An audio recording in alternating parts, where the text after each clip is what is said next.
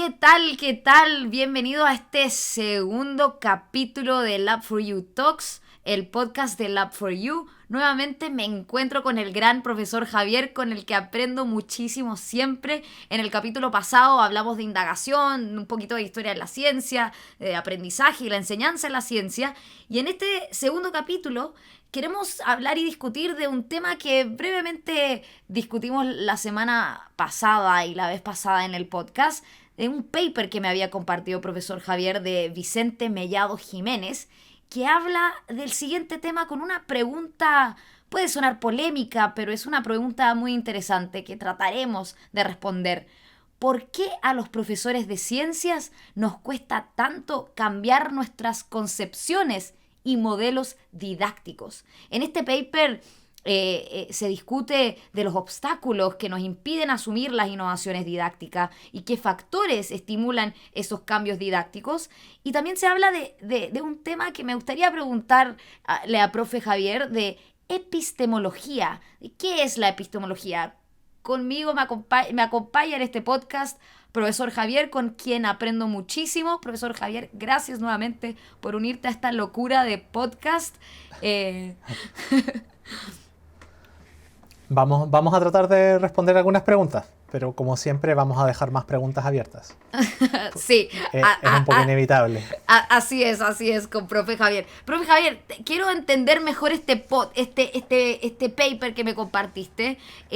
Por favor, explícanos qué es epistemología y qué relación tiene con la filosofía de la ciencia.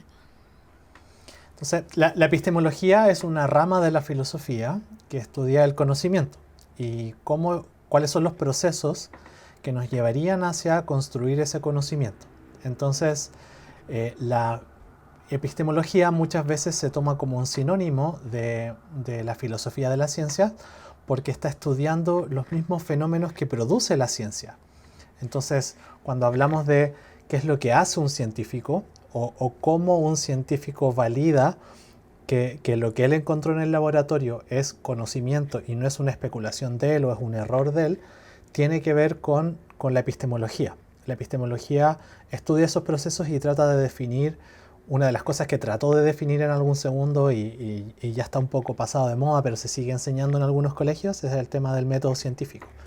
Entonces, ¿cómo hacen los científicos para producir ese conocimiento que es reproducible, que tiene impacto en el mundo, que puede llevar a cosas concretas como la construcción de aviones y de vacunas? Entonces, la filosofía trata de darle un marco, un sustento desde el mundo de las ideas a lo que hace el científico. Muchas veces los científicos mismos no son tan conscientes de estos procesos, pero sí hay gente preocupada respecto a definir, por ejemplo, qué es ciencia y qué no es ciencia, para poder hacer estas diferencias y poder enfocarnos en lo que es realmente importante. Dentro de la filosofía, que estudia muchas cosas, por supuesto, está también al ladito la ontología, que es un poco más etérea como rama de la filosofía, porque lo que trata de estudiar es lo que es, de los ontos del ser. Entonces trata de definir la esencia de las cosas. Entonces muchas veces cuando uno habla de modelos didácticos o de modelos conceptuales, también uno llega a este tema de la ontología, porque lo que hace es tratar de estudiar las descripciones de los fenómenos científicos, de los fenómenos naturales, y de poder ver cómo esos fenómenos, cómo nosotros los describimos con términos como, por ejemplo, energía o vida o no sé, o entropía, qué es lo que significan esas cosas, cuál es la esencia de esas palabras, de esos procesos y cómo se mezclan con el mundo natural. Entonces, estamos ahí en el mundo de las ideas, en el mundo de las estructuras mentales, porque también tiene mucho que ver con estructuras mentales.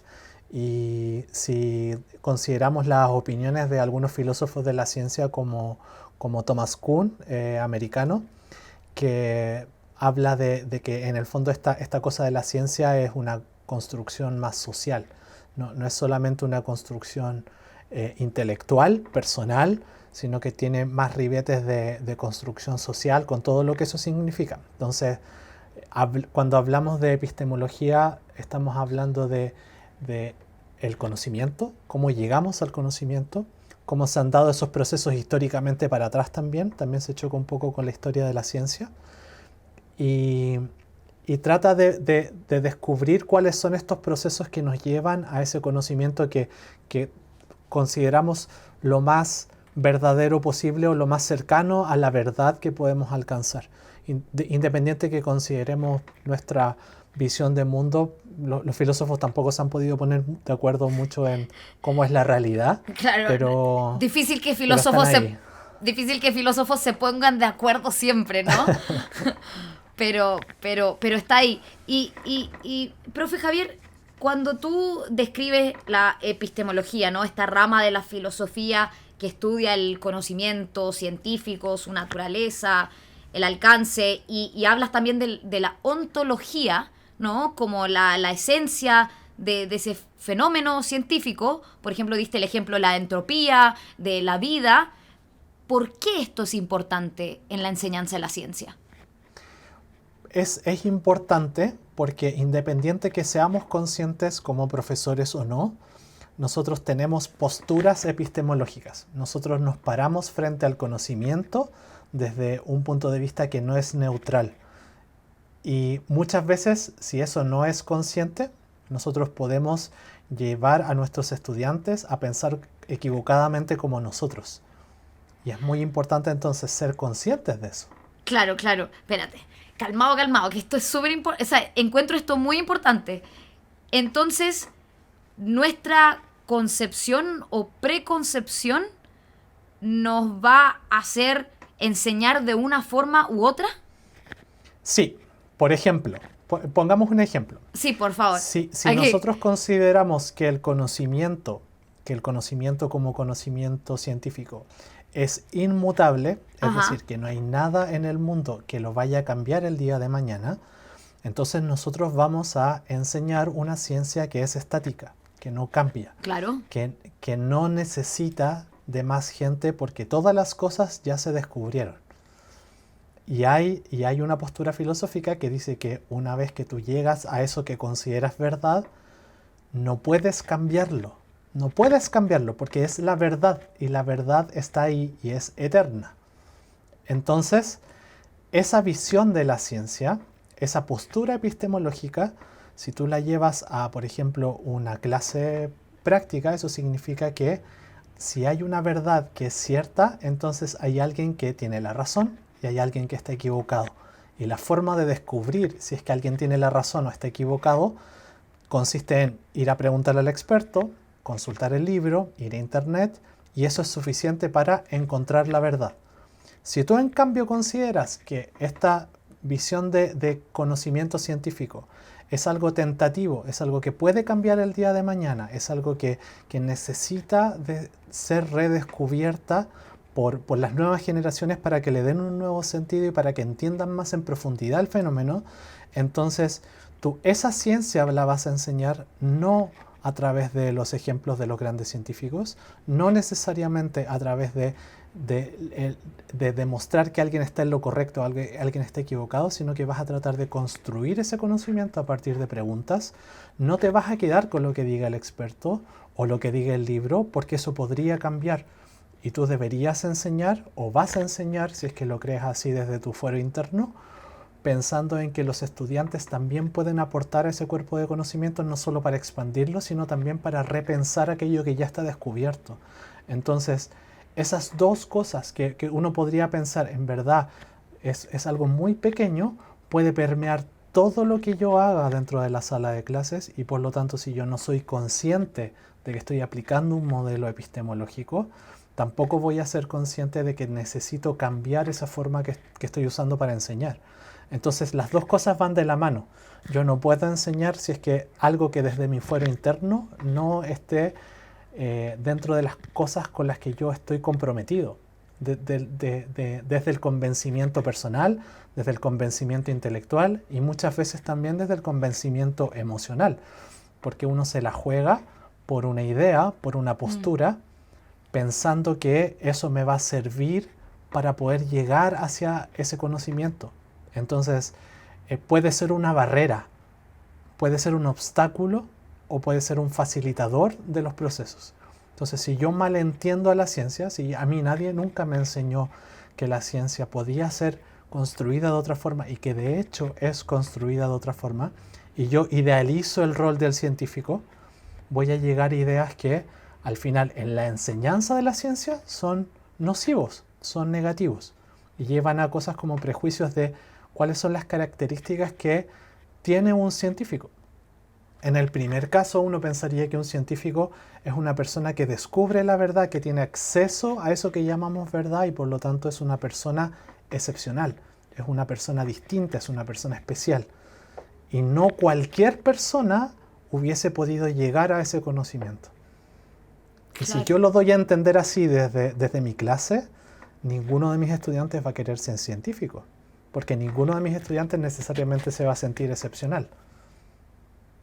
Entonces ahí hay un fuerte componente intelectual, obviamente, porque son ideas los que están detrás, pero si tú la conjugas con el hecho de la enseñanza, puede ser un factor al momento de la enseñanza. Entonces en el trabajo que estábamos leyendo, hay una idea respecto a estos modelos de enseñanza que también son posturas epistemológicas respecto no solo a la ciencia, que ese es un aspecto del problema, pero el otro modelo es respecto a cómo debe ser enseñada la ciencia, que también es importante, porque la ciencia, y ambas cosas en general van juntas, ¿no? En general no van tan separadas, pero se expresan de maneras distintas. Ahí está la idea del constructivismo, del que el estudiante tiene que poder construir su propio conocimiento.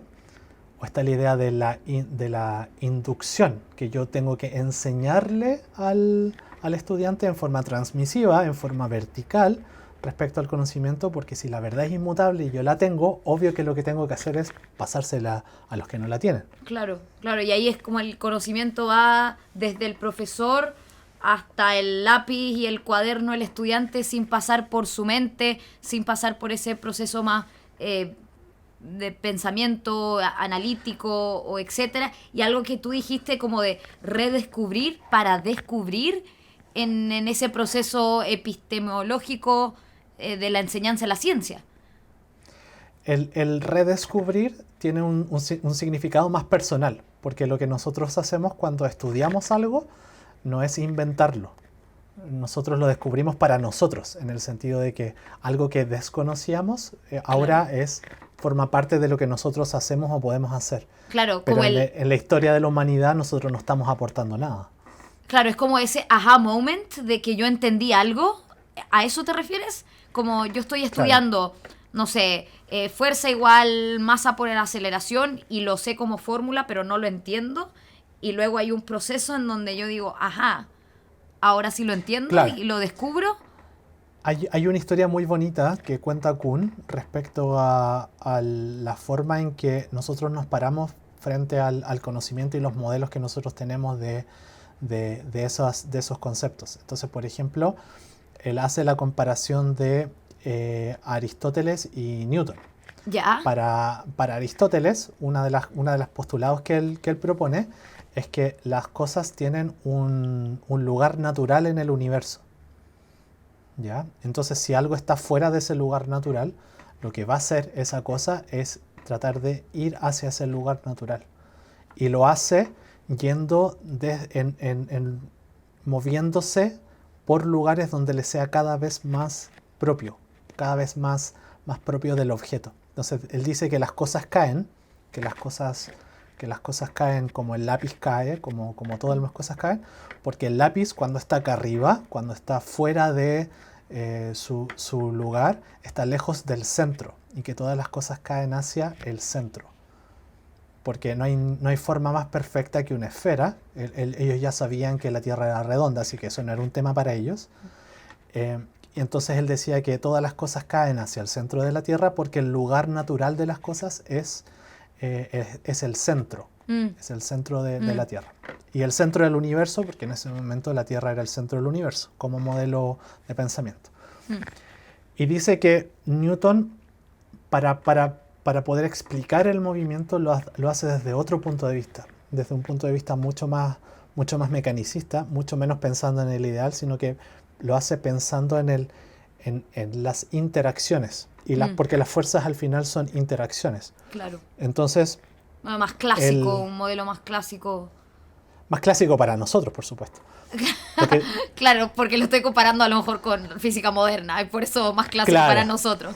Sí. Claro, pero sí, lo que dice Kuhn, que es lo interesante, es qué pasaría si un aristoteliano, una persona que estudió con Aristóteles o que está convencido de que esa es la forma correcta de ver el mundo, se pusiera a tratar de estudiar como Newton.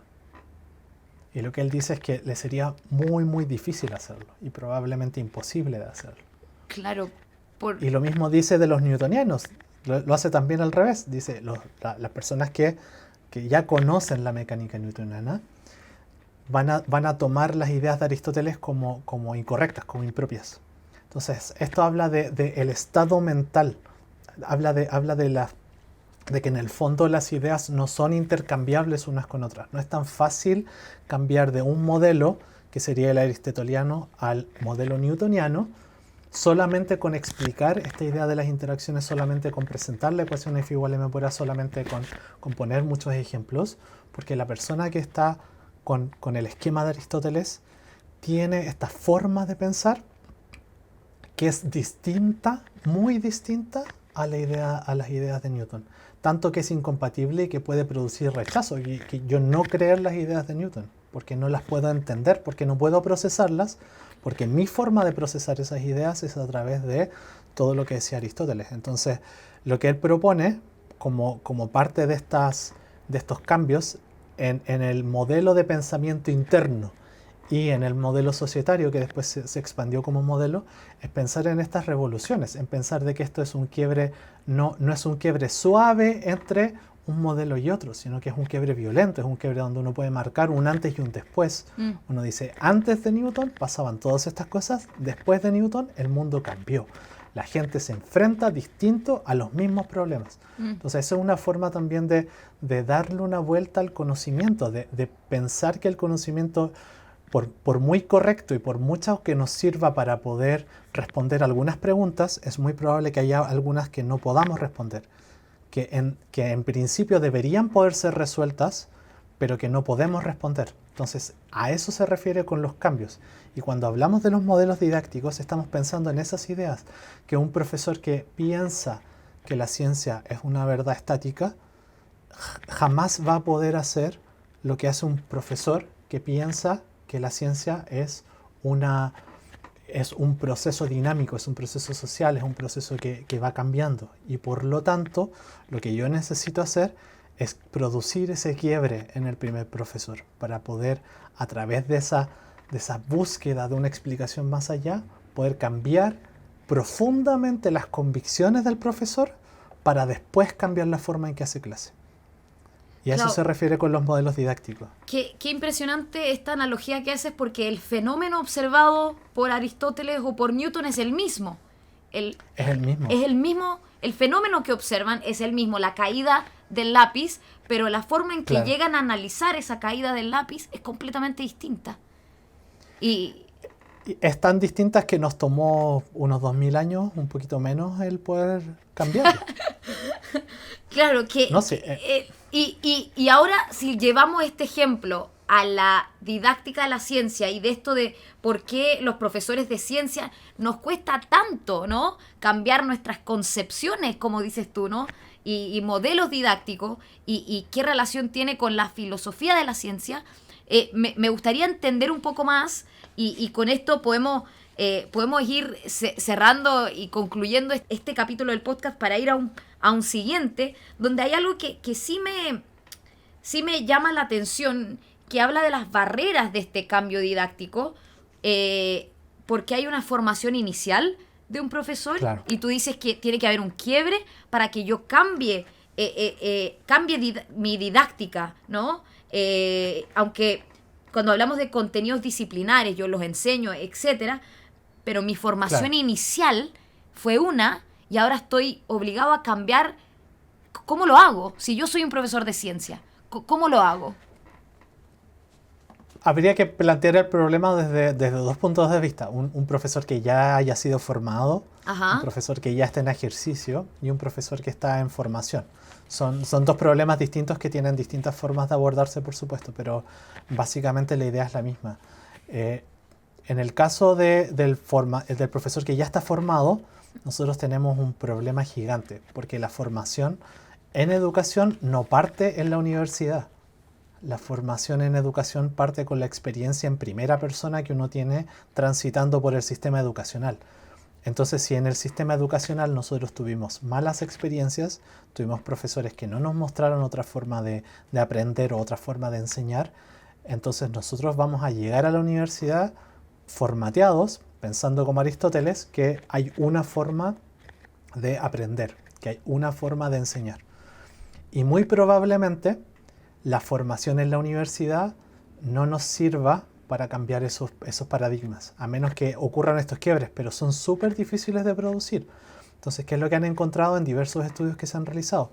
Que los profesores en general, la mayoría, si no hay una intencionalidad detrás de hacer una reflexión profunda respecto a estas convicciones, entonces los profesores pasan por el sistema universitario sin ningún cambio en la forma en que ellos enseñan.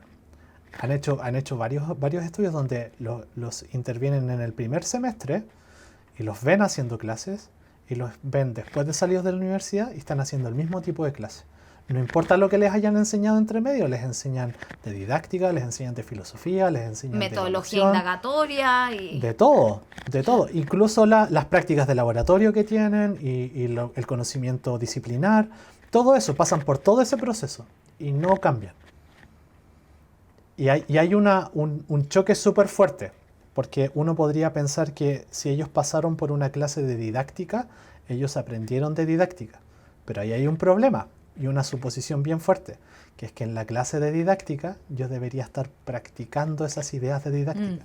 Claro. Si mi clase de didáctica no tiene esos elementos, entonces yo entro en una especie de choque cognitivo, de contradicción interna, y o hago lo que el profe me dice o hago lo que el profe hace. Y como lo que el profe hace me es más familiar, que es la forma tradicional de enseñar, entonces yo me voy a quedar con lo que hace, voy a aprender los conceptos, voy a poder decirlos, voy a poder expresarlos, voy a poder dar mi evaluación docente sin problema, pero mi forma de hacer clase no va a haber cambiado, porque mi modelo, mi ideal, esa cosa que ya está ahí metida desde antes de que yo entrara a la universidad, eso no va a cambiar. Entonces, cuando ya pasé por todo ese proceso, lo que me va a pasar en la práctica es que o hay algo interno que me va a hacer cambiar, porque yo encuentro que lo que estoy haciendo no lo estoy haciendo bien, o no todo lo bien que a mí me gustaría hacerlo.